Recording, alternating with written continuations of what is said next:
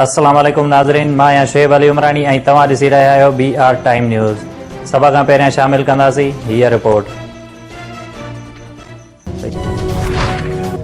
सुभाणे खां कराचीअ में हाणे ऐलान या लोड शेडिंग न थींदी। वफ़ाक़ी वज़ीर असद उमर जो के इलेक्ट्रिक हेड ऑफिस आॾो PTI जे धरणे में ऐलान।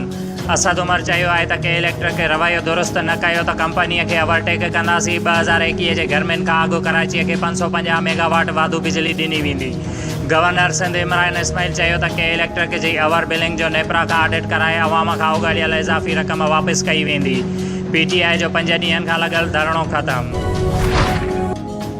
सिंध जे तवानाईअ वारे वज़ीर इम्तियाज़ शेख चयो आहे त वफ़ाक़ी वज़ीर असद उमर जे ऐलान सां को बि फ़र्क़ु न पवंदो। वफ़ाक़ी वज़ीर के इलेक्ट्रिक खे बचाइण जी नाकाम कोशिश करे रहिया आहिनि।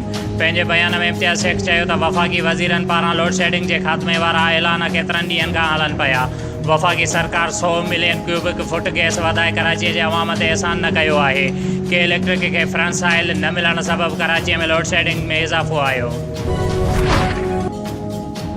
सिंध जे समूरनि सनतुनि ऐं CNG स्टेशन ते गैस मिलण बावजूदि के इलेक्ट्रिक जो पेट न भरियो।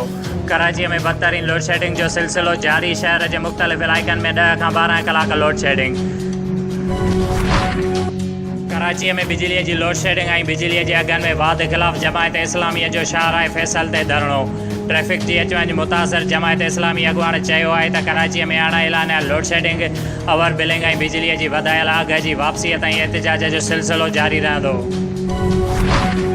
काज़ी अहमद ज़हरीलो स्पिरिट पीअण सबबि 3 ॾींहंनि अंदरि 3 ॼणा फौत। घरनि में कोहराम। 4 ॾींहं अॻु काज़ी अहमद जे उन्नड़ महला जे रहवासी 4 ॼणनि लखमीर सियाल, गुलाब सियाल, गुलाम शबीर मल्लाह ऐं अयूब मीराणीअ गॾिजी ज़हरीलो स्पिरिट पीतो हुयो। स्पिरिट पीअण सबबि 4 ॼणा बेहोश थी विया, जंहिं बैदि ॿिए ॾींहुं गुलाम शबीर मल्लाह फौत थी वियो ऐं 3 ॾींहं अयूब मीराणी ऐं 4थे ॾींहुं लखमीर फौत, जॾहिं त गुलाब सियाल जी हालति पिणु ख़राबु ॿुधाई पई वञे।